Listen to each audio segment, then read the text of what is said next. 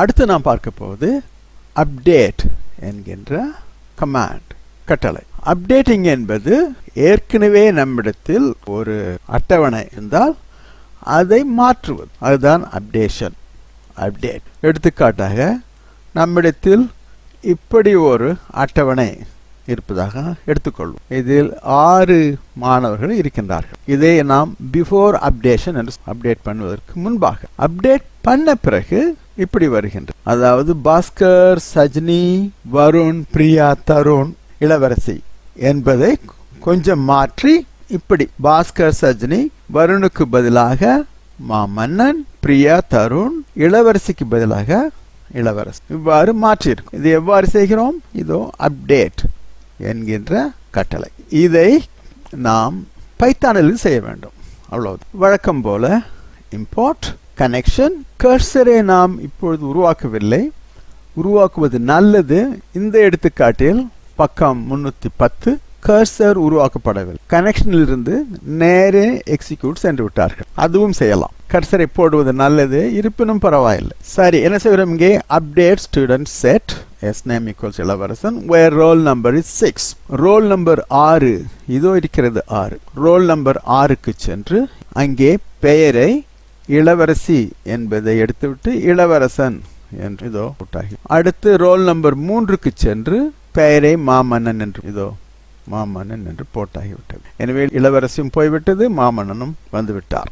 இது முடிந்த பிறகு கமிட். கமிட் என்றால் மாற்றங்களை சேமித்து வை என்று அர்த்தம். சரி, மாற்றிய பிறகு கான் டாட் இந்த கனெக்ஷனில் இருக்கும் டோட்டல் சேஞ்சஸ் என்கின்ற ஒரு அட்ரிபியூட்டை நீங்கள் பிரிண்ட் செய்தால் உங்களுக்கு எத்தனை மாற்றங்கள் நாம் செய்தோம், எத்தனை அப்டேட் செய்தோம் என்று வரும். 2 செய்திருக்கும். அடுத்து வழக்கம் போல execute get everything, that means select everything from student and print row by row and then close a connection. இதோ print row by row உங்களுக்கு இதுதான் updated database.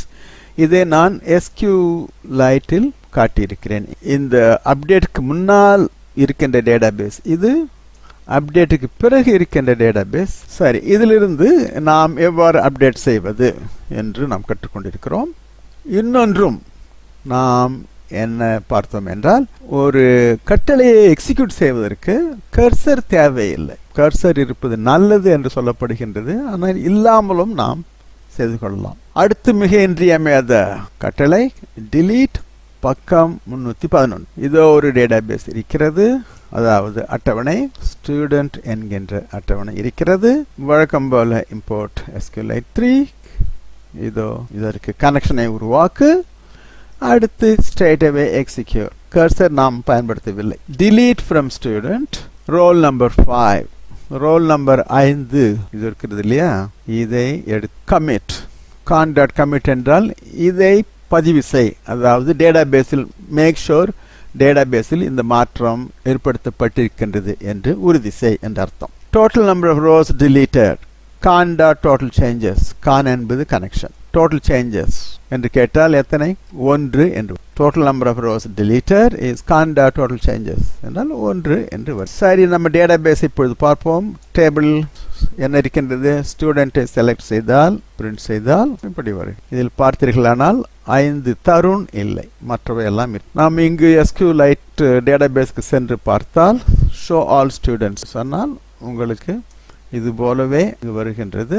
தருண் இல்லை. எனவே இது பிஃபோர் deletion, இது ஆஃப்டர் delete. இந்த எடுத்துக்காட்டில் delete எவ்வாறு பயன்படுத்துவது என்று நாம் தெரிந்து கொண்டோம்.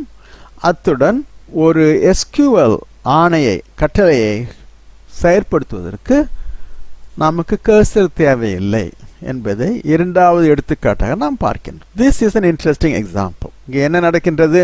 பயனர், அதாவது நாம் கொடுக்கின்ற உள்ளீடு இன்புட்டை எடுத்துக்கொண்டு நாம் எழுதுகின்ற இதோ இந்த பைத்தான் ப்ரோக்ராம் ஒரு டேட்டாபேஸை உருவாக்கி, அங்கு ஒரு டேபிளை உருவாக்கி, அதில் நம்முடைய தரவுகளை சேமித்து வைக்கின்றோம். இதோ பாருங்க, இந்த டேட்டாபேஸ் பெயர் என்ன?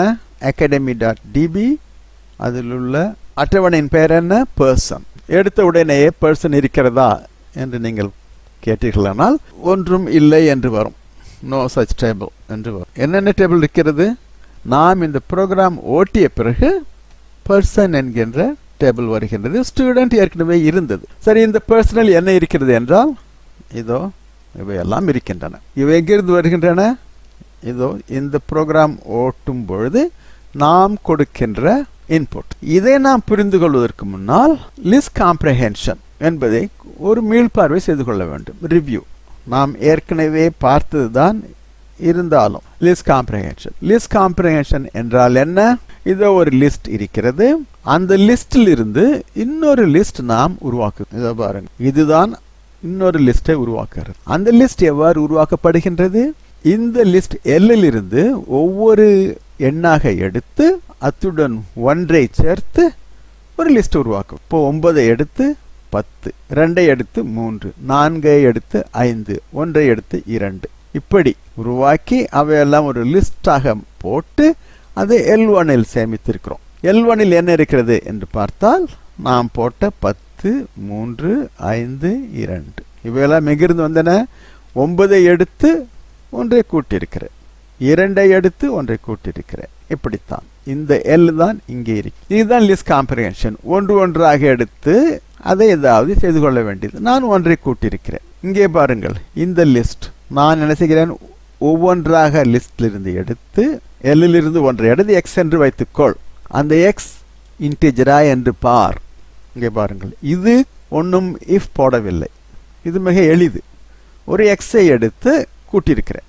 ஒரு எக்ஸ்னா என்ன? L-இருந்து 1 எடு, அடுத்து எடு, அடுத்து எடு, அடுத்து எடுன்னு அர்த்தம். அதே போல தானே இங்கும் 1 எடு, அடுத்து எடு, அடுத்து எடு, 1 எடு. 1 என்ன வரும்? 10. இன்டிஜரா என்று பார். ஆமாம், இன்டிஜர். இதோ போடு. 5 அடுத்து இன்டிஜரா என்று பார். ஆமாம். ஸோ இது என்ன செய்கிறது? L-இல் இருக்கின்ற எல்லா இன்டிஜரையும் எடுத்து நமக்கு கொடுக்கின்றது. நான் சேமிக்கவில்லை, அப்படியே நேரே கொடுக்கிறேன். இங்கே லிஸ்ட் காம்ப்ரஹென்ஷன் செய்து அதை L1இல் சேமித்து L1இல் என்ன இருக்கிறது கேட்கிறேன். இங்கே அப்படி நான் எங்கேயும் சேமிக்கவில்லை, அப்படியே விடையை கொடுக்கிறேன். ஸோ இது என்ன செய்கிறது? L-இல் இருந்து ஒவ்வொரு இன்டிஜராக எடுத்து அதை நமக்கு லிஸ்டாக கொடுக்கின்றது. இது இன்டிஜர் கிடையாது, எனவே ஹலோ இங்கே வரவில்லை. மற்ற 10, 5, -2, 1, -1 எல்லாம் வந்திருக்கின்றன. இது இன்டிஜர் இல்லை, எனவே இதுவும் வராது. சரி, இதுவரை லிஸ்ட் காம்ப்ரஹென்ஷன் என்னன்னு தெரிந்திருக்கும். கடைசியாக இன்னொரு சிறிய எடுத்துக்காட்டு. இதே L-இல் இருந்து டைப் எக்ஸ் இஸ் ஸ்ட்ரிங். எல்லா ஸ்ட்ரிங்கையும் எடு. என்ன? ஹலோ மட்டும்தான் இருக்கின்றது. இதோ வந்திருக்கின்றது. இது என்ன? From L take an X from L. அது இன்டிஜராக இருக்க வேண்டும், கூட 5 அல்லது அதற்கு மேலாக இருக்க வேண்டும். அப்போ என்னென்ன இருக்கு? இங்க பாருங்க, 10 இதை வந்திருக்கிறது, 5 இதை வந்திருக்கின்றது. இது 5க்கு மேலே இல்லை, இது இல்லை, இது இல்லை, இது இன்டிஜர் இல்லை, இது இன்டிஜர் இல்லை. எனவே நமக்கு 10, 5 இருக்கிறது. சரி, உங்களுக்கு லிஸ்ட் காம்ப்ரஹென்ஷன் என்னவென்று இப்பொழுது கொஞ்சம் நினைவுக்கு வந்திருக்கும்.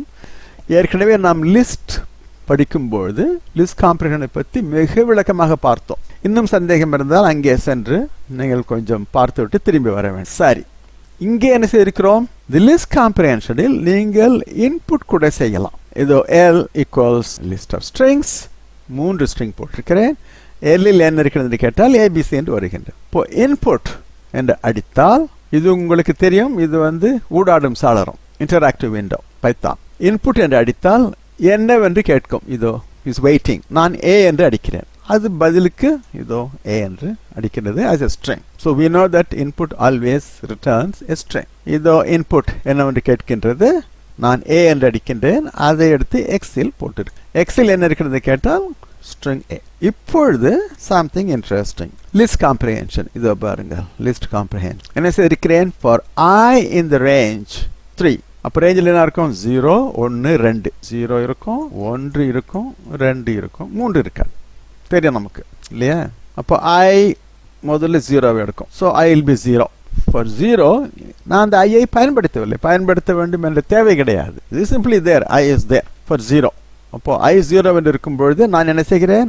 இன்புட் என்று கேட்கிறேன். ஸோ பைத்தான் எதிர்பார்த்து கொண்டிருக்கும் நான் என்ன டைப் செய்ய போகிறேன் என்று. நான் A என்று அடித்திருக்கிறேன். சாரி, முடிஞ்சு போச்சு. A என்று எடுத்தாகிவிட்டது. அந்த A எங்கே போயிருக்கிறது?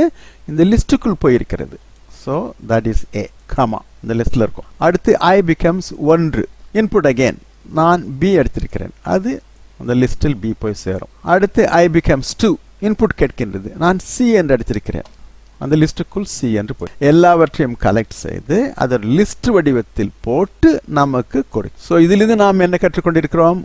ஒரு லிஸ்ட் காம்ப்ரிஹென்ஷனை வைத்து இன்புட் பல தரவுகளை படிக்க நாம் பயன்படுத்தியிருக்கிறோம். லூப் தேவையில்லை. லூப்பிலும் செய்யலாம், லிஸ்ட் காம்ப்ரிஹென்ஷனிலும் செய்யலாம். இதுதான் உங்கள் புத்தகத்தில் அடுத்த பக்கத்தில் கொடுக்கப்பட்டுள்ளது. அதற்காகத்தான் இது ஒரு முன்னுரை. அதே போல் இதை பாருங்கள். இங்கே நான் என்ன செய்திருக்கிறேன்? இதே தான் input for I in the range 3 3 முறை ஓடும். ஒவ்வொரு முறையும் நான் இன்புட் செய்கிறேன். அப்பொழுது ABC என்று நான் அடிக்கிறேன்.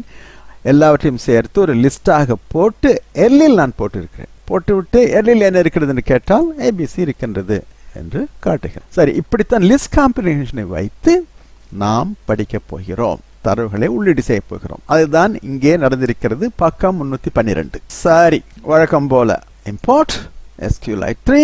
நாம் ஒரு டேட்டாபேஸ் உருவாக்க போகிறோம். 1 2 3 4 5 மாணவர்கள். So I'm saying n equals 5. Establish a connection to a database academy.db. அது ஏற்கனவே இருக்கிறது. So we are linking. இங்கே இந்த எடுத்துக்காட்டில் கர்சரை நாம் உருவாக்குகிறோம். முன்னே சொன்னோம் கர்சர் தேவையில்லை என்று. இருந்தாலும் உங்கள் புத்தகத்தில் கர்சரை உருவாக்குகிறார்கள். எனவே நாம் அதை வைத்துக் கொள்வோம். கர்சரை உருவாக்கு, அதை கர் என்று சொல்லு. ஓகே, ஸோ கர் டாட் எக்ஸிக்யூட் என்பதுதான் அந்த கர்சர். ஸோ கர் டாட் எக்ஸிக்யூட். இதோ drop table. If person exist drop it. Create a table person. முதலில் பர்சன் கிடையாது, இப்பொழுது நாம் உருவாக்குகிறோம். பர்சன் என்கின்ற டேபிளை நாம் உருவாக்குகிறோம். Enter n student. இதோ பிரிண்ட். இதோ n is 5. So enter 5 student names அடிக்கின்றது. இதுதான் லிஸ்ட் காம்ப்ரிஹென்ஷன். பாருங்க, லிஸ்ட் காம்ப்ரிஹென்ஷன் எத்தனை முறை? 0 1 2 3 4. So 0 1 2 4 4 முறை படிக்க போகின்றது. 4 முறையும் படித்து நான் என்ன கொடுக்கின்றனோ அவையெல்லாம் ஒரு லிஸ்டாக சேர்த்து கொள்ளும். சேர்த்து அதை whoவில் போடும். So anyway, when I equals 0 input கேட்கின்றது. நான் எலியட் அடிக்கிறேன். அது இங்கே வருகின்றது. அடுத்து டொனால்ட், அடுத்து பெல்டன், அடுத்து வெண்ணிலா, குப்பம்மா. 5 பெயர்களை நான் அடித்திருக்கிறேன். அந்த 5ம் லிஸ்ட் வடிவத்தில் இங்கே இருக்கின்றன. அதை எடுத்து ஹூவில் போடுகிறேன். ஓகே, அப்போ ஹூவில் இந்த 5ம் லிஸ்டாக இருக்கின்றன. ஓகே, அடுத்து நான் என்ன செய்கிறேன்? Enter their ages respectively. இதோ டைப் படித்து விட்டு இங்கே ஒரு லிஸ்ட் காம்ப்ரிஹென்ஷன் பாருங்க. அதே n தான் 5. எனவே இதுவும் 0 1 2 3 4 5 முறை ஓடும். இன்புட் கேட்கின்றது. நான் முதலில் இன்புட் 17 அடிக்கிறேன். அதை இன்புட் என்ன செய்யும்? ஸ்ட்ரிங் ஆகத்தான் படிக்கும் இல்லையா? ஏற்கனவே சொல்லியாகிவிட்டது பல முறை. எனவே அதை இன்டிஜராக மாற்றுவோம். இங்கே இன்டிஜராக மாற்ற தேவையில்லை, ஏனென்றால் நமக்கு அந்த ஸ்ட்ரிங் தான் வேண்டும். இங்கே நமக்கு இன்டிஜர் வேண்டும். எனவே இன்புட் எடுத்து இன்டிஜராக மாற்றி லிஸ்டாக மாற்ற வேண்டும். So 17 will become an integer 17. அடுத்து 14 16 15 12 மொத்தம் 5 எண்கள் நான் அடிக்கிறேன். அந்த 5 எண்களையும் இதோ இது வைத்துக் கொள்கின்றது. ஸோ இதுவரை இது லிஸ்ட் ஆஃப் நேம்ஸ், இது லிஸ்ட் ஆஃப் இன்டிஜர். அடுத்து என்ன கேட்கின்றது? enter their IDs respectively. இதோ PIDயில் நான் போடுகிறேன். எத்தனை? 5 முறை. இன்புட் இன்டிஜராக மாற்றி இதில் போடுகிறேன். அப்போ அந்த இன்டிஜரில் என்ன? இதெல்லாம் தான் ஐடி. 5 எண்கள். ஸோ இது ஒன்று, இது 2வது லிஸ்ட், இது 3வது லிஸ்ட். அச்சா, அடுத்து என்ன பண்ணுறோம் பாருங்க. ஓகே, நமக்கு 3 லிஸ்ட் இருக்கு. இது ஒரு லிஸ்ட் இருக்கு, இது ஒரு லிஸ்ட் இருக்கு, இது ஒரு லிஸ்ட் இருக்கு. இந்த லிஸ்ட் ஹூவில் இருக்கு, இந்த லிஸ்ட் ஏஜில் இருக்கு, இந்த லிஸ்ட் PIDல இருக்கிறது. அடுத்து நாம் என்ன செய்கிறோம்? இதோ இன்சர்ட் செய்கிறோம். எலியட் 17 1 3யும் இப்படி இன்சர்ட் செய்வேன். இப்படி இன்சர்ட் செய்வேன். எப்படி செய்கிறோம் பாருங்கள். Insert into the table person values. These are the values. Okay, இதெல்லாம் முதலில் நாம் விளக்கியாகி விட்டது. ஞாபகம் இருக்க நினைக்கிறேன். uses Q mark style, question mark style என்று சொன்னோம். ஓகே, ஸோ 3 கேள்விக்குறிகள் போட்டு அதில் இந்த கேள்விக்குறியுடைய மதிப்பு who I, இந்த கேள்விக்குறியினுடைய மதிப்பு ஏஜ் I, இந்த கேள்விக்குறியுடைய மதிப்பு PID. அப்படி என்றால் who I என்பது என்ன? when I is in the range n 0 1 2 3 4 என்று சொன்னோம் இல்லையா? அப்ப when I will be 0, this will be who 0, age 0, ID 0. அப்போ who 0 என்பது என்ன? எலியட். இதோ எலியட். ஏஜ் 0 என்பது என்ன? இதோ 17. PID 0 என்பது என்ன? இதோ 1. ஸோ எலியட் 17 என்பதை நாம் இன்சர்ட் செய்ய வேண்டும். So you execute. அடுத்து I will be 1. அப்போ இங்க என்ன போட வேண்டும்? Insert into person values who 1, age 1, ID 1. அது என்ன? Donald 14 2. இது போல Donald 14. முதல்ல என்ன சொன்னோம்? எலியட் 17 1 என்று சொன்னோம். முதல் இது இரண்டாவது. இவற்றையெல்லாம் இன்சர்ட் செய்ய வேண்டும். ஒன்றன் பின் ஒன்றாக இன்சர்ட் செய்து கொண்டே வந்தால் மொத்தம் 5 முறை ஓடுகின்றது இந்த மடக்கு லூப். எனவே 5 வரிசைகள் 5 rows would have been inserted into the table called person. Good. சரி, நாம் அட்டவணை உருவாக்கியாகிவிட்டது. இப்பொழுது போய் பார்ப்போம் அட்டவணையில் என்ன இருக்கின்றது என்று. person என்கின்ற அட்டவணையில் என்ன இருக்கின்றது? எல்லாவற்றையும் காட்டு, எல்லாவற்றையும் செலக்ட் செய் என்ற அர்த்தம். select star. ஓகே, அதற்கு முன்பாக இதை இங்கே போட்டு இருக்க வேண்டும், பரவாயில்லை. connection dot commit என்றால் இன்சர்ட் பண்ண எல்லாவற்றையும் கமிட் செய்ய வேண்டும். உண்மையிலே இன்சர்ட் பண்ணி வேற எங்கேயும் போட்டு விடாதே என்ற அர்த்தம். உறுதி செய் என்ற அர்த்தம். செலக்ட் செய்த பிறகு கர்சருக்கு சென்று fetch all செய்தால் நமக்கு இவையெல்லாம் வரும். Separator slash. ஓகே, ஒவ்வொரு டியூப்பிளாக வரும். 5 டப்பிள்.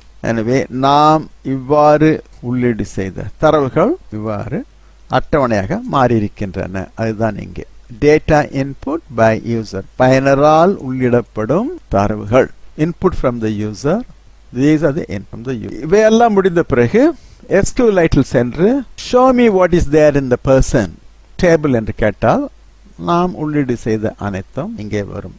எலியட், டொனால்ட், பெல்டன், வெண்ணிலா, குப்பம்மா. மிக நல்லதொரு எடுத்துக்காட்டு. இதிலிருந்து நாம் என்ன கற்றுக்கொண்டிருக்கின்றோம்? பலவற்றை நாம் கற்றுக்கொண்டிருக்கின்றோம். முதலில் என்ன? ஒரு லிஸ்ட் காம்ப்ரிஹென்ஷனை வைத்துக்கொண்டு எவ்வாறு 3 முறை தரவுகளை படிப்பது. இங்கே ஒரு லிஸ்ட் காம்ப்ரிஹென்ஷன், இங்கே ஒரு லிஸ்ட் காம்ப்ரிஹென்ஷன், இங்கே ஒரு லிஸ்ட் லூப் தேவையில்லை, லூப் இல்லாமலே படித்திருக்கின்றோம்.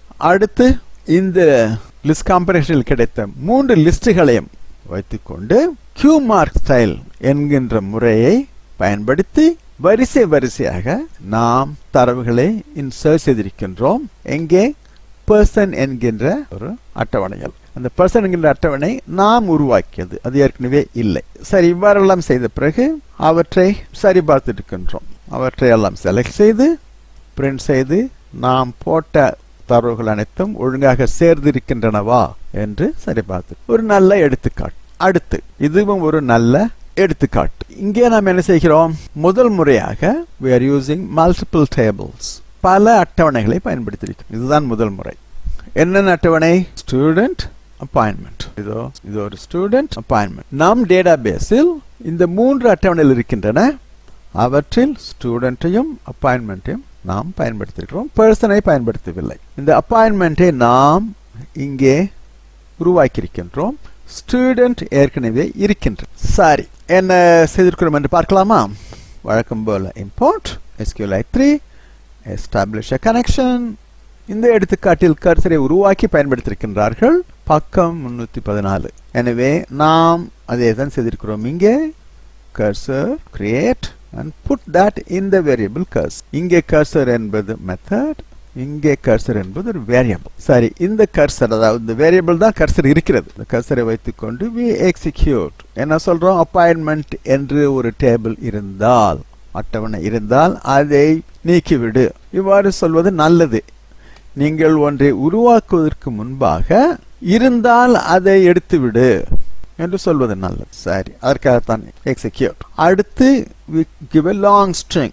அந்த ஸ்ட்ரிங் சரத்தில் என்ன இருக்கின்றது? கிரியேட்டபிள் அப்பாயின்மெண்ட். என்னென்ன காலம்ஸ் இருக்கின்றன? ரோல் நம்பர், டியூட்டி, ஏஜ் என்கின்ற 3 நெடுவரிசைகள் காலம்ஸ் இருக்கின்றன. அதில் ரோல் நம்பர் என்பது என்ன? அது ஒரு இன்டிஜர். டியூட்டி என்ன? ஒரு ஸ்ட்ரிங். ஏஜ் என்பது என்ன? அது ஒரு இன்டிஜர். சரி, அடிஷனலி ரோல் நம்பர் வந்து ஒரு பிரைமரி கீ. பிரைமரி கீ என்பது should be unique என்று பல முறை சொல்லியிருக்கிறோம். and it should be non-null. இந்த பிரைமரி கீயை வைத்துக்கொண்டு தான் நாம் ஒரு டேபிள் உள்ள தரவுகளை அணுகுவோம். உங்கள் புத்தகத்தில் அது சரியாக சொல்லப்படவில்லை, எனவே நாமும் அதை சொல்லாமல் விட்டுவிடுவோம். சரி, நமக்கு நீளமான ஒரு ஸ்ட்ரிங் இருக்கிறது. அதை நீங்கள் எக்ஸிக்யூட் செய்தால் என்ன வரும்? ஒரு அப்பாயின்மெண்ட் என்கிற ஒரு டேபிள் வரும். இதோ இங்கே. அடுத்து என்ன செய்ய போகிறோம்? we create a string, அதில் insert என்று சொல்லிக்கிறோம். insert into appointment, இந்த 3 roll number, duty, age இது தேவையில்லை, இருந்தாலும் நாம் கொடுத்திருக்கிறோம். இதில் என்ன 1 prefect 17. okay, so roll number என்பது 1, duty என்பது prefect, age என்பது 17. எல்லாமே சரங்களாக கொடுக்கப்பட்டிருக்கின்றன. so we execute. so when we execute this, you insert this row. அடுத்து அதே போல you execute this insert, you get another row. commit as usual. இதுவரை நாம் என்ன செய்திருக்கிறோம்? appointment என்கின்ற டேபிளை உருவாக்கி 2 வரிசைகள் செருகியிருக்கிறோம், இன்சர்ட் செய்திருக்கிறோம். அடுத்து select roll number வேண்டும், ஸ்டூடெண்ட் பெயர் வேண்டும், டியூட்டி வேண்டும். எங்கிருந்து? ஸ்டூடெண்ட்ல இருந்து ரோல் நம்பர் வேண்டும், ஸ்டூடெண்ட்ல இருந்து பெயர் வேண்டும், அப்பாயின்மெண்ட்ல இருந்து டியூட்டி வேண்டும். நீங்கள் அப்பாயின்மெண்டை பார்த்தால் இதுதான் அப்பாயின்மெண்ட், இது ஸ்டூடெண்ட். அப்பாயின்மெண்டை பார்த்தால் இங்கே ரோல் நம்பர் இருக்கின்றது, ஸ்டூடெண்ட்லயும் ரோல் நம்பர் இருக்கின்றது. எனவே ஒரு ஸ்டூடெண்ட் பாஸ்கர் என்பது ரோல் நம்பர், இது அவருடைய வேலை என்ன? பிரிஃபெக்ட், அவருடைய வயது 17. எனவே ஒரு மாணவனுடைய தரவுகள் கொஞ்சம் ஸ்டூடெண்ட்ல இருக்கின்றன, கொஞ்சம் அப்பாயின்மெண்டில் இருக்கின்றன. எனவே நாம் மாணவனை பற்றி ஏதாவது தெரிந்து கொள்ள வேண்டும் என்றால் இந்த டேபிளையும் பார்க்க வேண்டும், இந்த டேபிளையும் பார்க்க வேண்டும். அதற்காகத்தான் நமக்கு என்ன வேண்டும் என்று சொல்கிறோம்? ஒரு ஸ்டூடெண்ட் ரோல் நம்பர் வேண்டும், அவருடைய பெயர் வேண்டும். ரோல் நம்பர் இங்கே இருக்கின்றது, பெயர் இங்கே இருக்கின்றது. இவையெல்லாம் எங்கிருந்து வருகின்றன? ஸ்டூடெண்ட்ல இருந்து வேண்டும். இதோ ஸ்டூடெண்ட்ல இருந்து roll number, student dot name, S name.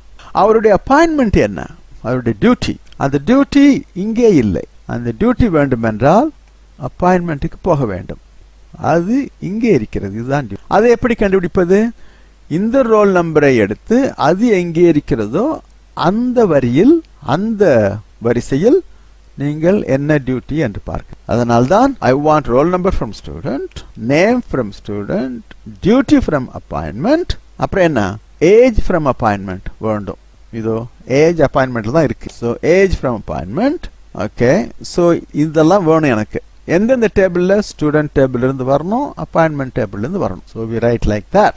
Condition என்ன? Where the roll number should be the same. இந்த ரோல் நம்பரும் இந்த ரோல் நம்பரும் ஒன்னா இருக்கணும். அப்படி இல்லைன்னா இங்க வந்தா 2 ரோ இருக்கு, எதை எடுக்கிறது? அதுக்காக தான் இந்த ரோல் நம்பர் இந்த ரோல் நம்பர் சமமா இருந்தால் எனக்கு இதிலிருந்து கொஞ்சம் வேண்டும், இதிலிருந்து கொஞ்சம் வேண்டும். So I want the roll number, name, duty, age from these 2 tables, where the studentல இருக்கிற ரோல் நம்பரும் அப்பாயின்மெண்ட்ல இருக்கிற ரோல் நம்பரும் ஒன்றாக இருக்க வேண்டும். The condition is very very important. இதுதான் இந்த 2 அட்டவணையும் ஒன்றா சேர்ப்பது. இந்த கண்டிஷனும் இந்த ரோல் நம்பரும் ஒன்றாக இருக்க வேண்டும் என்பதால் தான் நாம் இதை எடுத்து வேண்டும் என்பதை இங்கே பிரிண்ட் செய்து கொள்ளலாம். சரி, இவ்வாறு செய்த பிறகு என்ன வரும்? இதை வந்திருக்கிறது பாருங்கள்.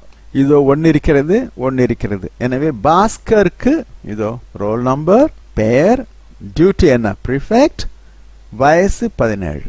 இதோ வந்தாச்சு. அடுத்து சஜினிக்கு, இதோ சஜினி, இந்த சஜினிக்கு எங்க இருக்கு? அது வந்தாச்சு. மீதி பேருக்கு 3 மாமன்னன் இங்க கிடையாது, அதால ஒன்னும் கிடைக்காது. அடுத்து என்ன? பிரியாவும் கிடையாது, முதல்ல ஒன்றும் கிடைக்காது. எப்படி மாமன்னனுக்கு ஒன்றும் இல்லை? 3ஐ நான் போய் தேடும் பொழுது 3ஐ காணோம். எனவே இந்த condition will not be true, நமக்கு ஒன்றும் கிடைக்காது. அடுத்து பிரியா 4ஐ தேட வேண்டும், 4 கிடையாது, எனவே பிரியாவுக்கும் ஒன்றும் கிடைக்காது. 6ம் இல்லை, எனவே இளவரசனும் கிடையாது. எனவே 2 தான் வரும், அந்த 2ஐ தான் இருக்கிறோம், பாஸ்கர் அண்ட் சாஜன். சரி, அதுதான் இதை காட்டுகிறது.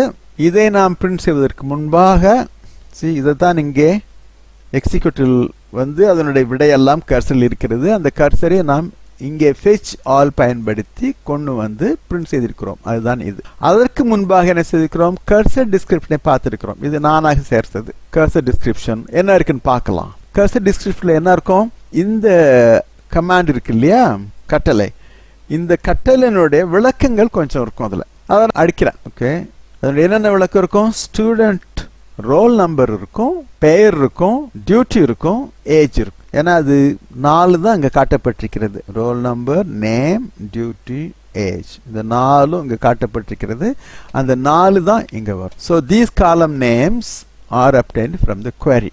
ஓகே, அந்த கர்சர் டிஸ்கிரிப்ஷன்ல queryக்கு தகுந்த மாதிரி கர்சர் டிஸ்கிரிப்ஷன் இருக்கும். ஸோ அதனை நாம் என்ன பண்ணோம்? முதல்ல செய்த மாதிரி அதில் இருக்கிற முதல்ல இருக்கிற என்ட்ரியை எடுத்து லிஸ்ட் காம்ப்ரிஹென்ஷனை வச்சு அதை கலெக்ட் பண்ணி பிரிண்ட் பண்ணியிருக்கோம். இது முதல்ல செய்த மாதிரி தான். எனவே இது ஒரு நல்ல எடுத்துக்காட்டு. Except that I have typed the cursor description. ஏன் கர்சர் டிஸ்கிரிப்ஷன் எழுதியிருக்கேன்னா இது அவுட்புட் இல்லையா, இந்த அவுட்புட் நம்ம புரிஞ்சுக்கணும். ஒன்றுன்னா என்ன, இது ரோல் நம்பர். பாஸ்கர்னா என்ன, பேரு. ப்ரிஃபெக்ட் செக்ரட்டரினா என்ன, டியூட்டி. 17 16 என்ன, ஏஜ். இதை காட்டணும். அதுக்காகத்தான் வந்து கர்சர் டிஸ்கிரிப்ஷனை பயன்படுத்தி இந்த காலம் லேபிள்ஸ் எல்லாம் கலெக்ட் பண்ணி பிரிண்ட் பண்ணா நல்லது. இதை நாம் பிரிண்ட் செய்யவில்லை என்றால் இது மட்டும்தான் இருக்கும். சரி, this is one example where we have used two table. Good, it's a good example. நான் நினைச்சிருக்கிறேன் என்றால் இதோ இந்த கமாண்டை திருப்பி இங்கே கொடுத்திருக்கிறேன். SQLite இதோ கொடுத்திருக்கிறேன். இதோ பாருங்கள், நமக்கு இந்த விடை வந்திருக்கின்றது. இதுவும் ஒன்றுதான். Bhaskar prefect 17, Sajini secretary 16. ஆனால் இது MySQL கொடுக்கின்ற மாதிரி காலத்தினுடைய பெயர்களை கொடுக்கவில்லை, காலம் நேம்ஸ் கொடுக்கவில்லை. அதனால்தான் நாமவே கண்டுபிடித்து பிரிண்ட் செய்ய வேண்டியதாக இருக்கின்றது என்று நாம் புரிந்து கொள்ள வேண்டும். Very good. This is a good example where we copy data from the student table into a file, CSV file. அதாவது ஒரு டேட்டாபேஸில் இருக்கின்ற தரவுகளை ஒரு கோப்பு, அதாவது ஒரு CSV ஃபைலில் எவ்வாறு போடுவது என்று நாம் இங்கே காட்டியிருக்கின்றோம். இதை பிறகு பார்க்கலாம்.